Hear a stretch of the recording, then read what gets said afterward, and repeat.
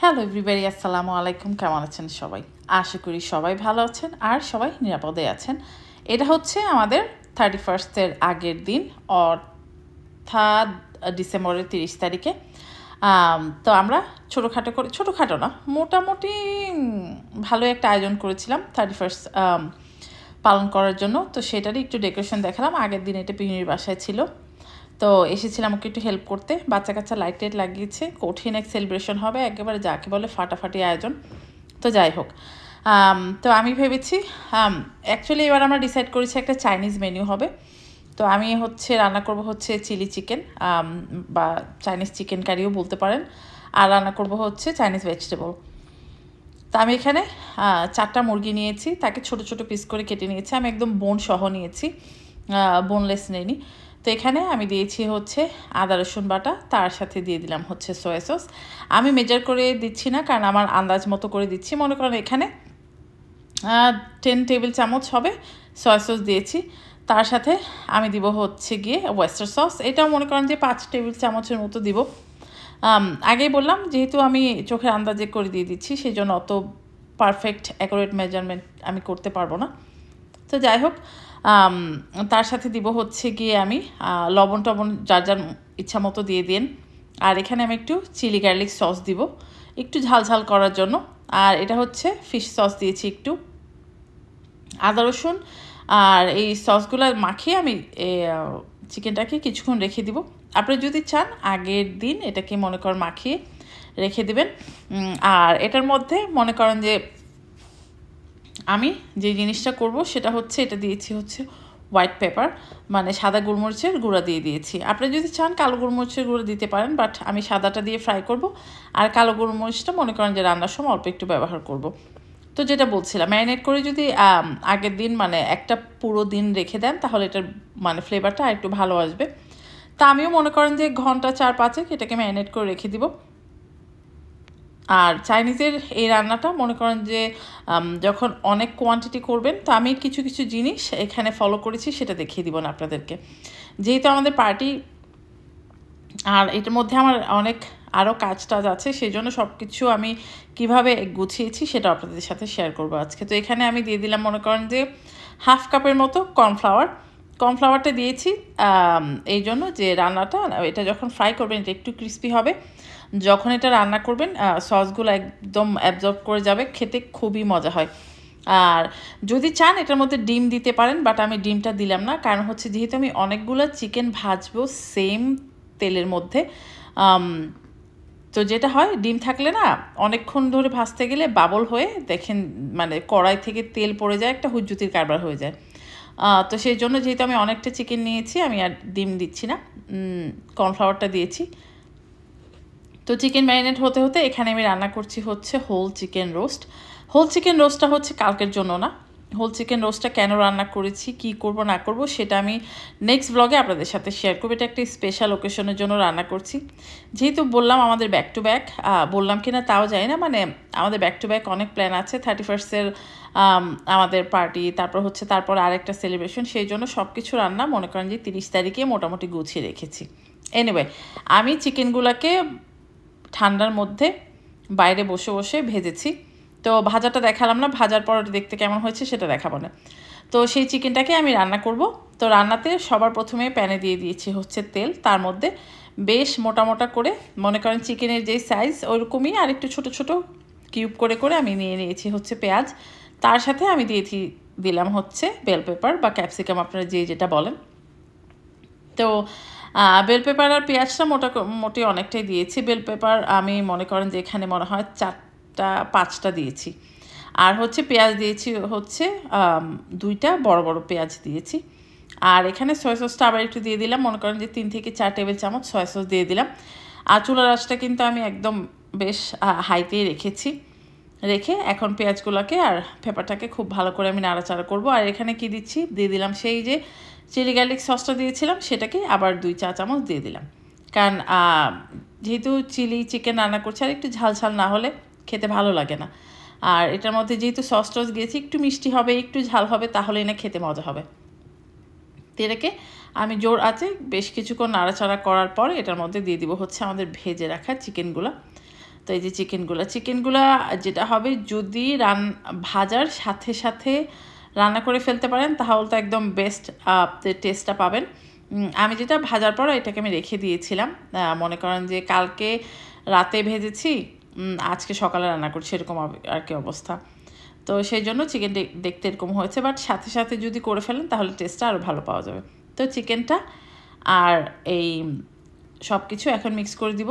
আর এখানে আর কোনো মশলা কেন দিব না, কারণ চিকেনটা ভাজার সময় কিন্তু আমরা বেশ খানিকটা মশলা দিয়েছি, সেই জন্য এখানে আর কোনো মশলা টশলা কিছুই দিব না। আর এখানে আমি দিয়ে দিচ্ছি হচ্ছে 1 টেবিল চামচের একটু কম, 1.5 টেবিল চামচ মতো চিনি দিয়ে দিলাম।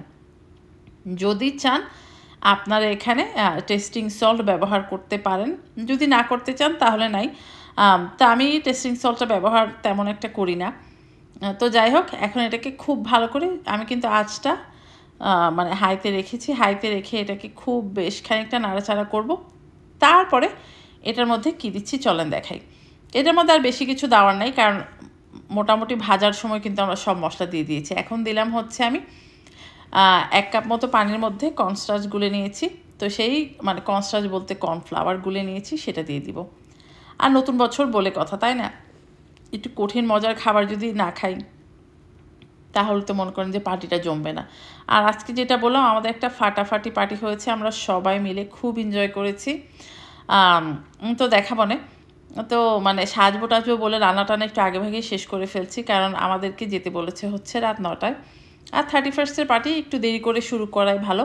যদি মনে করেন 6টা-7টার সময় শুরু করেন, খেয়ে দিয়ে মনে করেন যে 10টার মধ্যে মানুষজন টায়ার্ড হয়ে যায়, বাচ্চা কাচ্চারা যারা আসে তারাও টায়ার্ড হয়ে যায়, কান্নাকাটি, তো 12টা পর্যন্ত কেউ থাকতে চায় না। তো সেই জন্য আমাদের পার্টির মানে টাইমিং ডিসাইড করা হচ্ছে গিয়ে 9টা বাজে, যাতে এসে সবাই খাবার দাবার খেয়ে পার্টিটা প্রপার এনজয় করতে পারে। একেবারে মনে করেন যে 12টা পর্যন্ত থেকে তারপর যাবে। দেখেন কঠিন কিন্তু একটা কালার চলে এসেছে, স্মেলটা একদম ঝাঁকানাকা বের হয়েছে। এখানে আমি দিয়ে দিলাম হচ্ছে 3 টেবিল চামচ মতো হচ্ছে হোয়াইট ভিনেগার, সিরকা, যেটা দিয়ে দিলাম। দেওয়ার পরে মনে করে একেবারে প্রপার যেই বাংলাদেশি চাইনিজ খেতে গেলে যেরকম একটা চাইনিজ চিলি চিকেনের মধ্যে ফ্লেভার চলে আসে, এক্স্যাক্টলি ওইরকম একটা ফ্লেভার চলে এসেছে। আমি কিন্তু এর মধ্যে লবণ টবণ টেস্ট করে দেখেছি, খেতে দারুণ হয়েছে। তো এই যে দেখেন ফাইনাল একটা লুক দেখিয়ে দিচ্ছি, দেখতে কঠিন হয়েছে। তো এটা এখন ঢাকা দিয়ে রেখে দিব, তারপর যখন আমরা পার্টিতে যাব তখন দেখাবো না। তা আমি ভেজিটেবল রান্না করেছি সেটা তো একটু দেখাতে হবে, তাই না? এই যে দেখেন কঠিন মজার একেবারে বাংলাদেশি চাইনিজ স্টাইলে ভেজিটেবল রান্না করেছি, খেতে কঠিন মজা হয়েছে। এই ভেজিটেবলটা মনে করেন শুধু বলে নিয়ে খেয়ে ফেলতে পারবেন, আমার কাছে ভালো লাগে। তো ঠিক আছে, চলেন সেজে গুজে তারপর দেখা হবে 31st পার্টিতে। এসেছি আমাদের নিউ ইয়ার সেলিব্রেশনে। এই যে দেখেন আমরা সবাই কালোর মধ্যে কালো আর গোল্ডেন একেবারে ঝকমক করছি। তো যাই হোক, ডেকোরেশন দেখা একদম ফুল ভিউ। তো এই হচ্ছে আমাদের নিউ ইয়ার, এই হচ্ছে আমাদের হচ্ছে ডিনার টেবল। এই যে দেখেন কঠিন। আর আজকে লাগিয়েছি হচ্ছে নখ লাগিয়ে মনে করেন কিছুই করতে পারছি না, দেখেন একেবারে হুজ্জুতি হয়ে গেছে। তো যাই হোক, আগুনও জ্বালিয়ে দিয়েছি, সিরিয়াস অবস্থা। তো ঠিক আছে, মেহমান সবাই আসতে শুরু করুক, তারপর কথা হবে। তো এই হচ্ছে আমাদের কঠিন খাবার দাবার সাথে পরিচয় করে দিচ্ছি। ফ্রাইড রাইস, আর হচ্ছে চিলি বিফ, চিলি চিকেন, এই আমরা ভাতের সাথে কেক খাবো, corn ball, fried chicken, vegetable, আর হচ্ছে নুডলস। এই হচ্ছে আমাদের খানা পিনা। এই হচ্ছে অ্যাপিটাইজার স্যুপটা, হ্যাঁ এই হচ্ছে স্যুপ, আর হচ্ছে এই হচ্ছে স্যুপ বলে, এই হচ্ছে আমাদের স্প্রিং রোল, আর হচ্ছে শ্রিম, আর হচ্ছে স্যুপ। এই হচ্ছে ডেকোরেশন, আর এই হচ্ছে মানুষজন। আর আরেকজন এই যে দেখেন আমাদের এটা হচ্ছে গিম্বল, হচ্ছে এই যে গিম্বল হোল্ডার এটা। হ্যাঁ মাহারুন কাবাব, হ্যাঁ আমাদের খাওয়া দাওয়া ফিনিশ, আমরা এখন আড্ডা দিচ্ছি। আর এই যে এটা হচ্ছে চুপ কর, বেশি কথা কথা হয়তো, এটা হচ্ছে আমাদের কাবাব। হ্যাঁ এটা হচ্ছে আমাদের কাবাব, এটা কাবাব যে ও বলেছে এটা কাবাব শামা। তো আমাদের ডেজার্ট হচ্ছে ম্যাকারন আর হচ্ছে কেক। এখন আমরা ওয়েট করছি কখন 12টা বাজবে, আমরা কেকটা খাবো, সব দৌড়ে পালিয়ে যাবো। এই দৌড়ে পালিয়ে যাবো যাতে আমাদের ক্লিন করতে না হয়, বুঝছিস? সেই জন্য আমরা ওয়েট করছি কখন 12টা বাজবে, খাবো, কেকটা কাটবো, হ্যাপি নিউ ইয়ার বলে একবারে চলে যাব। আর ক্লিন বাতি যা করো সব পিউনি করবে। ছবি তোলার জন্য সব চুপ করে দিচ্ছে এনএলএ হাই সাত করে মাথা খারাপ হচ্ছে। দম এবার দম ছেড়ে দেন, এবার আসল রূপে ফিরে আসেন। হ্যাঁ হ্যাঁ ওইছে আল্লাহ। আমরা অনেক মজা করেছি, তার মধ্যে গেমও ছিল।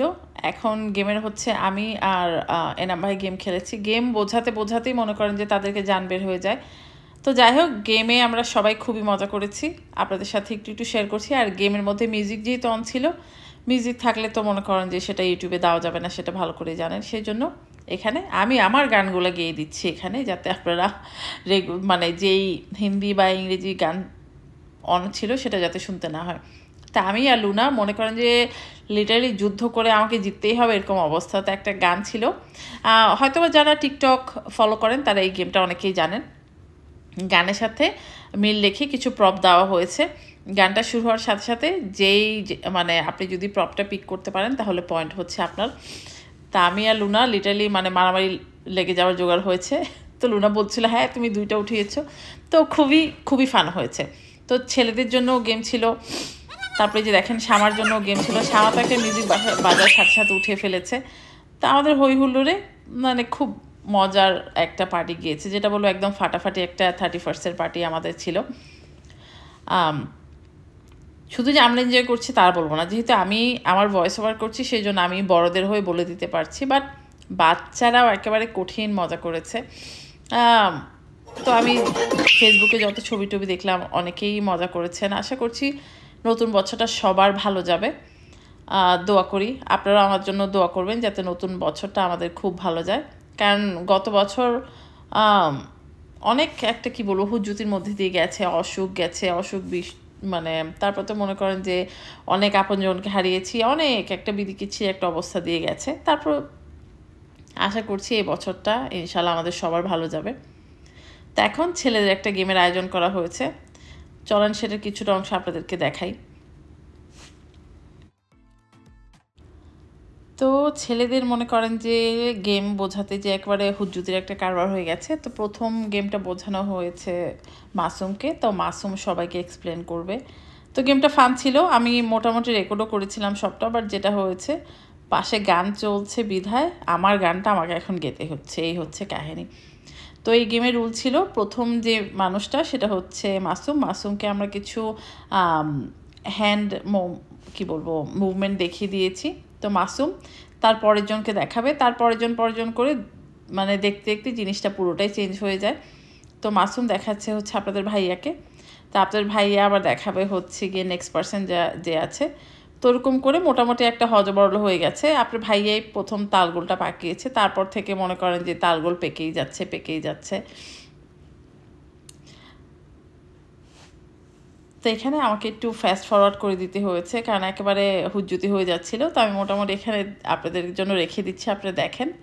মানে যদিও আমি গানটা দিতে পারবো না, তারপর আমি মানে ফাস্ট ফরওয়ার্ড করে দিলাম, দেখেন আপনারা।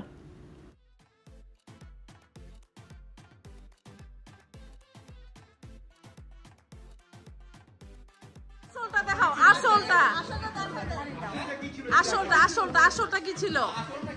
হ্যাঁ একবার দুইবার, হ্যাঁ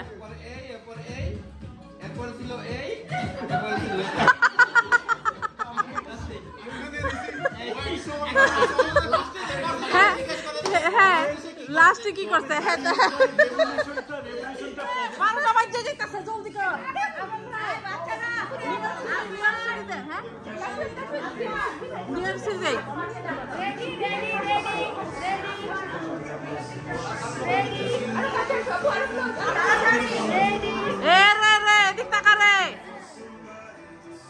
হ্যাপি নিউ ইয়ার। আসো আসো, হ্যাঁ এদিকে আসো, কামান এই রেডি আহারে রং একটু দাঁড়া করা যেত। Okay ready 1 2 3 happy new year. এত কিছু কষ্ট করে বদতমিজের গুলি ঠিক আছে। হ্যাঁ রেডি লুনা তোরে আসার মারবো কিন্তু লুনা। এই মাসুমা এদিক তাকা এদিক তাকা হ্যাঁ হ্যাঁ হ্যাপি নিউ ইয়ার বলো সবাই রেডি 1 2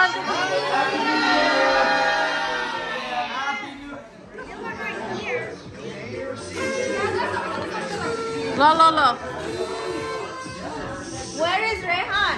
আমরা মুক্তি যেতে হুইয়া পড়ছে হেয়ার ঘুম ধরে গেছে রে হেয়ার ঘুম ধরে গেছে Hey, 8 minutes, 8 more minutes. 8 more minutes.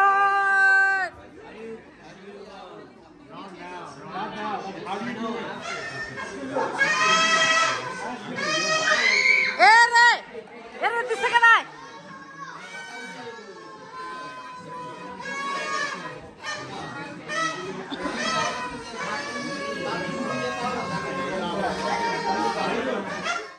আমি যতটা পেরেছি চেষ্টা করেছি র ভয়েসটা রেখে দিতে জানি না কপিরাইট দিবে কিনা বাট অনেক জায়গায় আমি রেখে দিয়েছি জাস্ট ফর ফান তো আশা করছি আপনারা মানে পছন্দ করবেন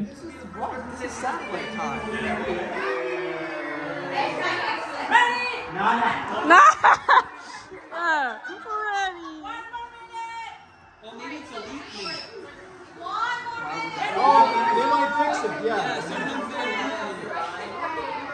Watch, your thing's gonna turn.